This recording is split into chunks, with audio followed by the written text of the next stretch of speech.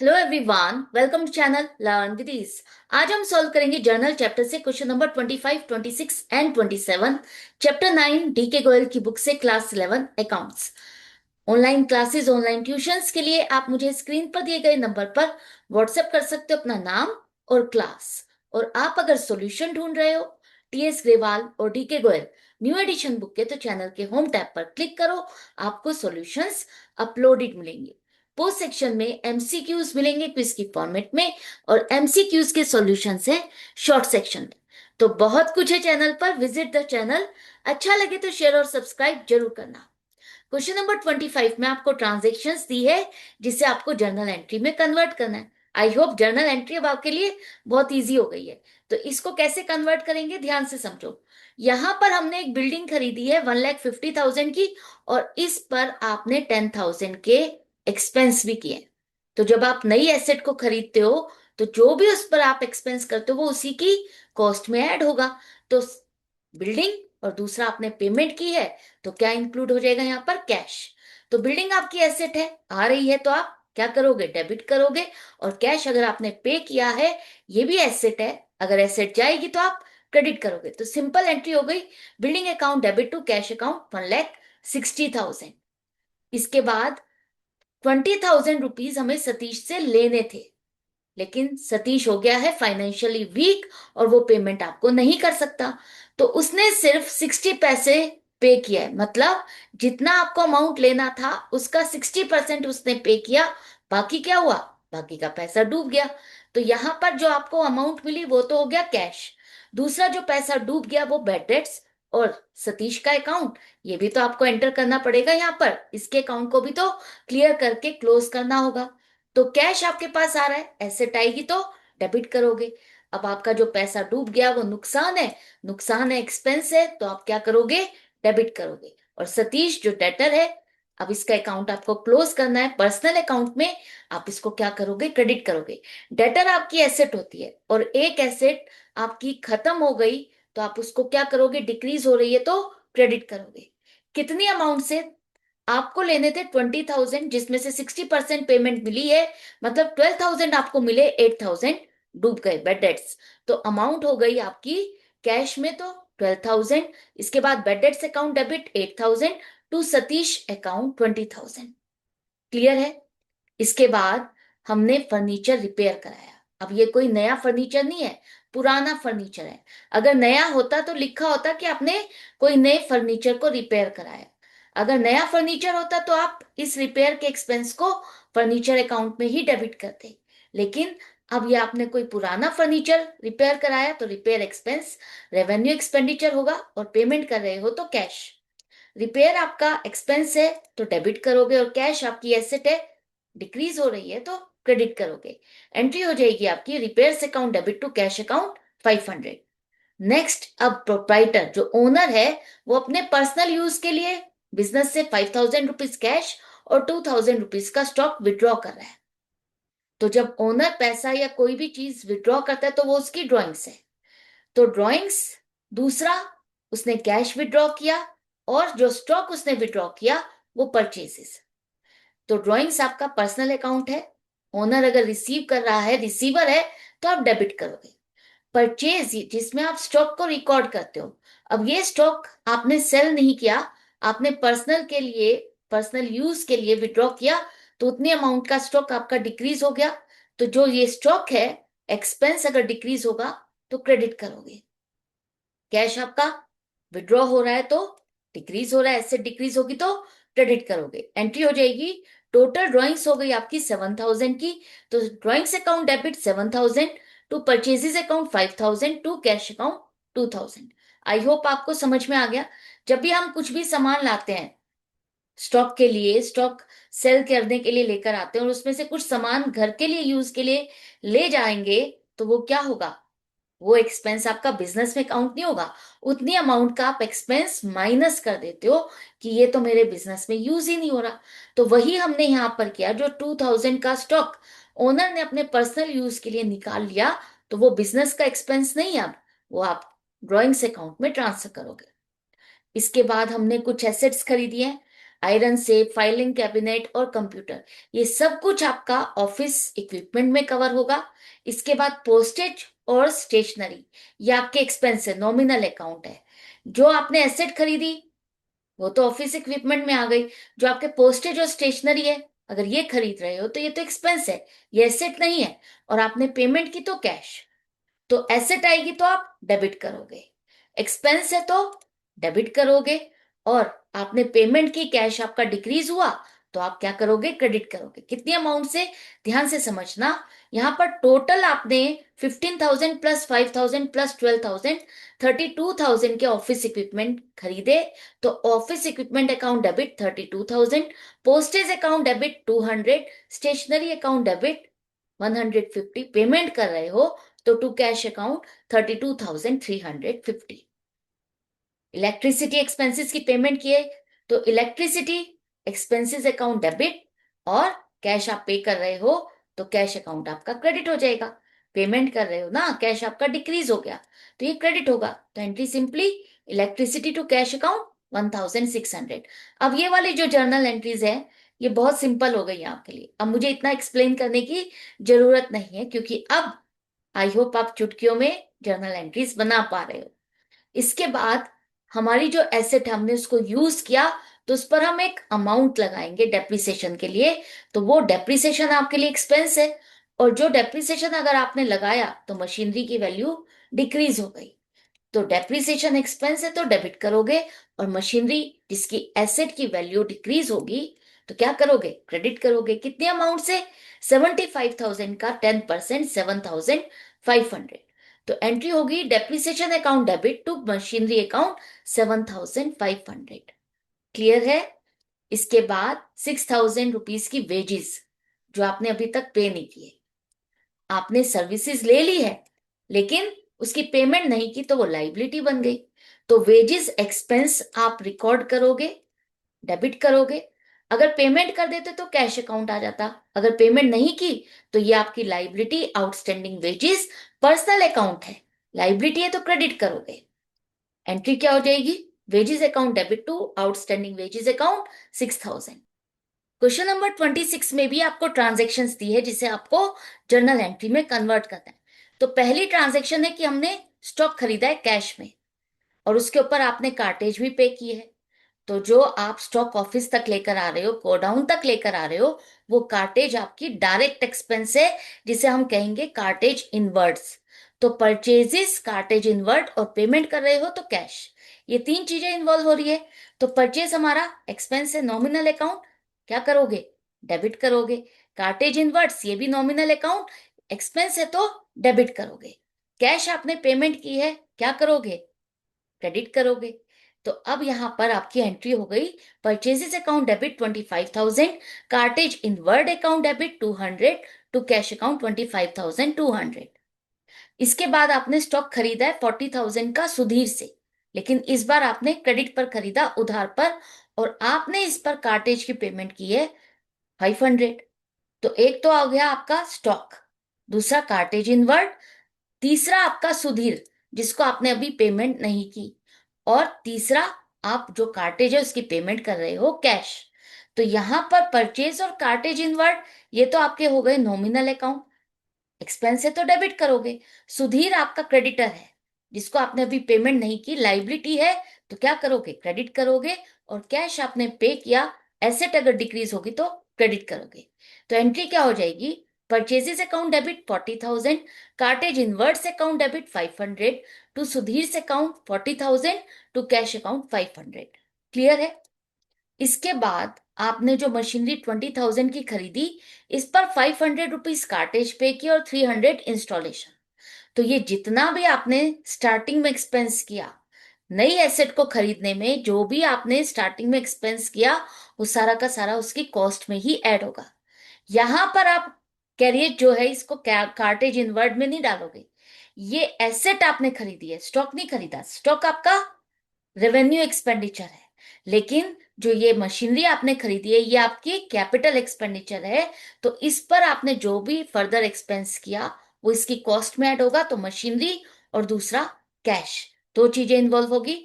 Machinery आपकी asset आ रही है, डेबिट करोगे, और दूसरी आपने पेमेंट की है, कैश अगर आपने पेमेंट किया है, एसेट डिक्रीज हो रही है तो क्रेडिट करोगे। कितनी अमाउंट से? Machinery account debit 20,800 to cash account 20,800। आपने अनिल से स्टॉक खरीदा 15,000 का, क्या पेमेंट की है? नहीं। तो इसका मतलब ये क्रेडिट परचेज है, तो परचेजेस और अनिल दो अकाउंट इन्वॉल्व होंगे। परचेज हमारी एक्सपेंस है, डेबिट करोगे। अनिल हमारा क्रेडिटर है जिसको हमने पेमेंट नहीं की, तो ये हमारी लाइबिलिटी है, क्रेडिट करोगे। एंट्री हो जाएगी purchases account debit to Anil's account 15,000। अब जो आपने स्टॉक खरीदा है, क्या लिखा है? अबव गुड्स, मतलब जो अभी आपने 15,000 का स्टॉक खरीदा, उसका 1/3 आपने बेच दिया है 20% प्रॉफिट ऐड करके। तो यहां पर आपने अगर स्टॉक बेचा तो इसका मतलब आपको कैश मिल रहा है, क्योंकि जिसे आपने सामान बेचा उसका नाम नहीं दिया, सिंपली लिखा है कि आपने स्टॉक को बेचा प्रॉफिट पर। इसका मतलब आपको पेमेंट रिसीव हो गई है, और सेल्स, दो चीजें इन्वॉल्व होगी।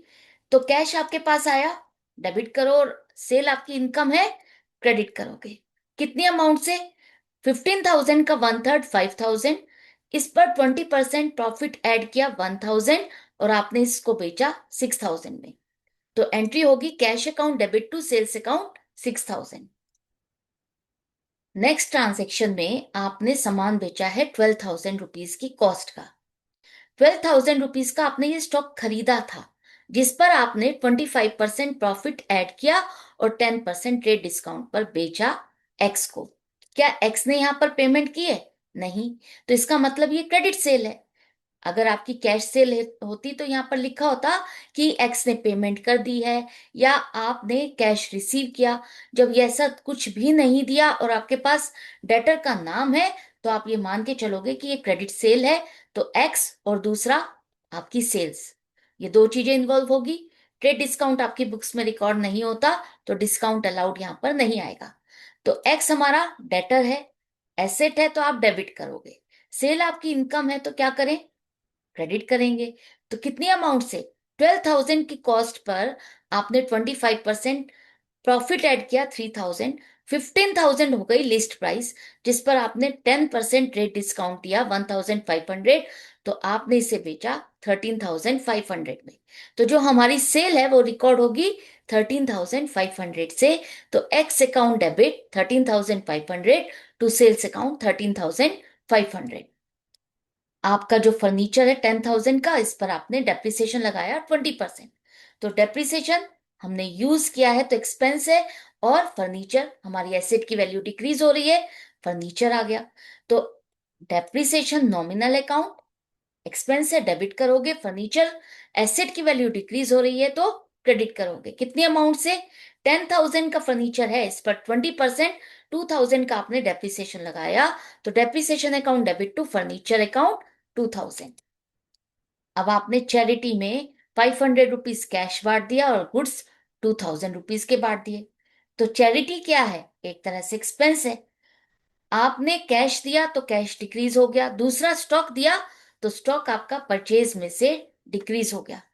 मैंने पहले भी बताया, जो स्टॉक आप सेल नहीं करते, चैरिटी में देते हो, एडवर्टाइजमेंट करते हो, ड्राइंग्स है, वो सारे के सारे परचेज अकाउंट से डिक्रीज होंगे। परचेज अकाउंट आपका यहां पर कम हो जाएगा, क्रेडिट होगा। तो चैरिटी आपका नॉमिनल अकाउंट, एक्सपेंस है, डेबिट करोगे। परचेज आपका नॉमिनल अकाउंट है, लेकिन यहां पर परचेज आपका एक्सपेंस है जो कि डिक्रीज हो रहा है। यहां से आप इस एक्सपेंस को किसमें ट्रांसफर कर रहे हो? चैरिटी में। कि ये जो मैंने स्टॉक खरीदा था, ये मैंने फ्री में बांट दिया, चैरिटी कर दी, तो ये आपका चैरिटी एक्सपेंस में आएगा, परचेजेस में नहीं। कैश आपने दिया, कैश डिक्रीज हो गया, क्रेडिट करोगे। एंट्री हो जाएगी charity account debit 2,500 to purchases account 2,000 to cash account 500। Question number 27, journal entries बनानी है। तो सबसे पहले आपने पुराने न्यूज़पेपर जो होते हैं उसको बेचा, और एक पुरानी चेयर थी उसको बेच दिया। तो जब आपने पुराना फर्नीचर बेचा और पुराने न्यूज़पेपर को बेचा, तो कैश रिसीव किया, तो कैश आ रहा है। दूसरा, आपने फर्नीचर, चेयर आपका एक फर्नीचर है, तो जब फर्नीचर को बेचोगे तो फर्नीचर पे इंपैक्ट आएगा, फर्नीचर आपका डिक्रीज हो जाएगा। और तीसरा आपका मिसलेनियस इनकम। अगर आपने न्यूज़पेपर को सेल किया है तो ये आपका मिसलेनियस इनकम में कवर होगा। तो कैश आपके पास आ रहा है, एसेट आएगी तो डेबिट करोगे। फर्नीचर आपकी एक एसेट चली गई है, डिक्रीज हो गई, तो क्रेडिट करोगे। और इनकम आपकी क्रेडिट होगी। क्लियर है? तो एंट्री हो जाएगी आपकी cash account debit 6,000 to furniture account 5,000 to miscellaneous income account 1,000। इसके बाद 7,000 रुपीज के स्टॉक आपने फिर से चैरिटी में दे दिए। तो एक तो चैरिटी, दूसरा स्टॉक दे रहे हो, तो परचेज आपका कम हो जाएगा। तो ये एक नॉमिनल अकाउंट है, डेबिट करोगे। परचेज मतलब स्टॉक आपका यहां से निकल के चैरिटी में कन्वर्ट हो गया, तो परचेजेस आपका क्रेडिट हो जाएगा। एंट्री हो जाएगी charity account debit to purchases account 7,000। Arun, Arun से हमें 63,000 रुपीज रिसीव हुए। पेज अस का मतलब हमें रिसीव हो रहे हैं after getting 10% discount for prompt payment. अब इसने 63,000 हमें पे कर दिए हैं। कौन सी अमाउंट हमने डिस्काउंट दी, कितना पैसा लेना था, वो सारी चीजें आराम से समझना, इसलिए स्किप मत करना। तो सबसे पहले एक तो कैश आ रहा है, दूसरा आपने डिस्काउंट दिया, तीसरा अरुण के अकाउंट में आपको इसे रिकॉर्ड करना है। तो कैश आ रहा है तो एसेट आएगी तो डेबिट करोगे। डिस्काउंट आपने दिया, नुकसान हो गया, तो डेबिट करोगे। एक्सपेंस से डेबिट करोगे। और अरुण जो कि आपकी एसेट है, एसेट अगर डिक्रीज होगी तो क्रेडिट करोगे। अब ध्यान से समझो, 63,000 उसने हमें पे कर दिया है, आफ्टर डिस्काउंट है। तो हमने इस पर डिस्काउंट कितना दिया होगा? इसका मतलब मान लेते हैं कि आपको 100 रुपीज लेने थे, 100 रुपीज में से 10 रुपीज अगर आपने डिस्काउंट दिए, तो आपने 90 रुपीज रिसीव किए। तो 90 रुपीज के बराबर 63,000 है। तो 63,000 को 90 से डिवाइड करो और मल्टीप्लाइड बाय 10, ताकि आपको डिस्काउंट पता चल सके। तो 10 से मल्टीप्लाई करोगे तो ये आ जाएगा आपका 7,000 जो आपने डिस्काउंट दिया। मतलब आपको टोटल 70,000 रुपीज लेने थे। आई होप आपको समझ में आ गया। मान के चलो कि आपको 100 रुपीज लेने थे, 100 पर आपने 10% मतलब 10 रुपीज का डिस्काउंट दिया, 90 रुपीज आपको रिसीव हुए। तो 90 रुपीज का मतलब है 63,000। तो ये एक तरह से 90% के बराबर है। तो 90% की वैल्यू अगर 63,000 है, तो 100% की वैल्यू क्या होगी? 70,000। तो 70,000 में से 63,000 आपने रिसीव किए, तो 7,000 इसका मतलब आपने डिस्काउंट दिया। एंट्री हो जाएगी cash account debit 63,000, discount allowed account debit 7,000 to Arun account 70,000। तो जो लैंग्वेज आपकी लिखी होती है ना क्वेश्चन में, उसको ध्यान से रीड किया करो, क्योंकि जितना आप रीड करोगे उसको समझ में समझोगे कि दो चीजों में फर्क क्या है, और यहां पर हमने ऐसा क्यों लिया और पहली वाली कंडीशन में ऐसा क्यों नहीं लिया। तो जितना पढ़ोगे उतना समझोगे, उतनी क्लैरिटी आएगी। इसके बाद हमारे पास 20,000 रुपीज हमने रिसीव किए डेटर से। अब ये जो डेटर है ना, इसे हमने पहले ही बेड डेट्स मान करके खत्म कर दिया था। मतलब हमने इस डेटर से बहुत बार पैसा डिमांड किया, और जब ये पेमेंट नहीं कर रहा था तो हमें लगा ये तो पैसा डूब गया, और बेड डेट्स में डाल करके, एक्सपेंसेस में डाल करके खत्म कर दिया। मतलब इस डेटर का नाम आपकी बुक्स में डेटर के नाम पर कोई भी नहीं है। जिससे आपको ये पैसा मिला है ना, ये आपकी बुक्स में अब एग्जिस्ट ही नहीं करता। तो एक तरह से ये आज आकर के आपको पैसा दे रहा है, तो आपके पास तो एक तरह से लॉटरी लग गई। तो लॉटरी लगेगी तो क्या होगा? कैश आएगा। दूसरा, बेड डेट्स रिकवर्ड आपकी इनकम है, इसमें आप इसे रिकॉर्ड करोगे। तो कैश आएगा तो डेबिट करोगे, और इनकम है तो क्रेडिट करोगे। सिंपल एंट्री हो गई, cash account debit to bad debts recovered account 20,000। इसके बाद 50,000 रुपीज की कॉस्ट का सामान आपने अशोक को बेचा 20% प्रॉफिट पर। अब ऑन क्रेडिट क्लियरली लिखा है, इसका मतलब उधार पे बेचा है। तो अशोक इसके अकाउंट में हमें दे लिखना होगा। दूसरा, सेल्स, अशोक आपका पर्सनल अकाउंट है, रिसीवर है। दूसरा, डेटर है, इससे आपको पैसा लेना है तो डेबिट करोगे। सेल आपकी इनकम है, क्रेडिट करोगे। कितनी अमाउंट से? 50,000 का स्टॉक था, 20% प्रॉफिट, 10,000 ऐड करके 60,000 में बेचा। तो सेल आपकी 60,000 की है, तो अशोक से account debit to sales account 60,000। अब 1 लाख रुपीस का स्टॉक 1,40,000 में बेचा। तो सिंपल सी बात है, किसको बेचा, नाम नहीं दिया, कैश मिला नहीं मिला, नहीं दिया, तो ऐसी कंडीशन में आपको ये कैश सेल मान के चलना है। तो कैश और दूसरा सेल्स, कैश आ रहा है, एसेट आएगी तो डेबिट करोगे, सेल आपकी इनकम है तो क्रेडिट करोगे। कितनी अमाउंट से, कॉस्ट पर नहीं। आप भाई बिजनेस कर रहे हो प्रॉफिट के लिए, तो सेल में जितने में आपने सामान बेचा उतने से रिकॉर्ड करोगे। Cash account debit to sales account 1,40,000। जब फाइनली आप फाइनल अकाउंट्स बनाते हो ना, वहां पर अपने आप ये प्रॉफिट अलग से काउंट आ जाता है, अलग से आपके पास कैलकुलेटेड अमाउंट आएगी, राइट। तो इसलिए 40,000 को अलग से प्रॉफिट में आपको नहीं दिखाना। अब जो इंटरेस्ट ऑन कैपिटल है 50,000 का, वो आपने रिकॉर्ड किया। ओनर की कैपिटल पर अगर इंटरेस्ट दोगे तो वो बिजनेस के लिए एक्सपेंस है, और किसको मिल रहा है, ओनर को। तो ओनर की कैपिटल में ही आप इसको ऐड करोगे, उसी की कैपिटल और इंक्रीज हो जाएगी। तो इंटरेस्ट ऑन कैपिटल एक्सपेंस है, डेबिट करोगे। किसको मिल रहा है, ओनर को, उसकी कैपिटल में आप प्लस कर रहे हो। तो कैपिटल एक तरह से आपका लाइबिलिटी साइड पर ही आप शो करते हो, क्रेडिट बैलेंस होता है। तो अगर ये इंक्रीज होगी कैपिटल, तो क्या करोगे, क्रेडिट करोगे। तो क्या एंट्री हो जाएगी, interest on capital account debit to capital 50,000। Next आपने रेंट की पेमेंट की है 60,000 चेक से। अब 60,000 में आधी बिल्डिंग तो ओनर पर्सनल यूज कर रहा है, तो इसका मतलब हाफ एक्सपेंस ऑफिस का है और हाफ एक्सपेंस ओनर का पर्सनल है। तो रेंट, और दूसरा आपका ड्राइंग्स, और तीसरा आपने चेक से पेमेंट की बैंक। तीन चीजें इन्वॉल्व हो रही है। रेंट आपका एक्सपेंस है, डेबिट करोगे। ड्राइंग्स पर्सनल अकाउंट है, ओनर रिसीवर है, तो आप डेबिट करोगे। और बैंक आपने पेमेंट की है तो क्या करोगे, बैंक गिवर है तो क्रेडिट करोगे। एसेट डिक्रीज हो रही है तो क्रेडिट करोगे।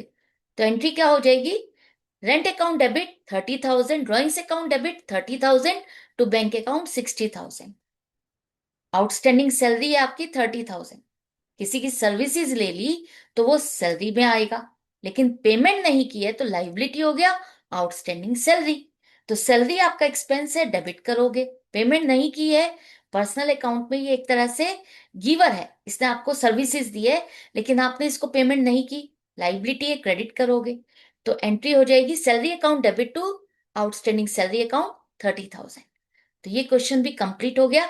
एंड आई होप अब आपको अच्छे से समझ में आ गया है कि जर्नल एंट्रीज कैसे बनानी है, किस तरह से रूल्स को अप्लाई करना है। तो इसी तरह से कनेक्टेड रहो, सीखते रहो, समझते रहो। अगर वीडियो हेल्पफुल लगे तो लाइक का बटन प्रेस करना, क्योंकि आपके जितने भी लाइक्स होते हैं ना, वही मेरे लिए मोटिवेशन होती है आपके लिए और आगे अच्छा करने के लिए। और फ्रेंड्स में शेयर करोगे तो उनको भी अच्छा लगेगा, उनकी हेल्प हो जाएगी। तो मिलते हैं नेक्स्ट वीडियो में आगे के क्वेश्चंस के साथ। Good bye and take care.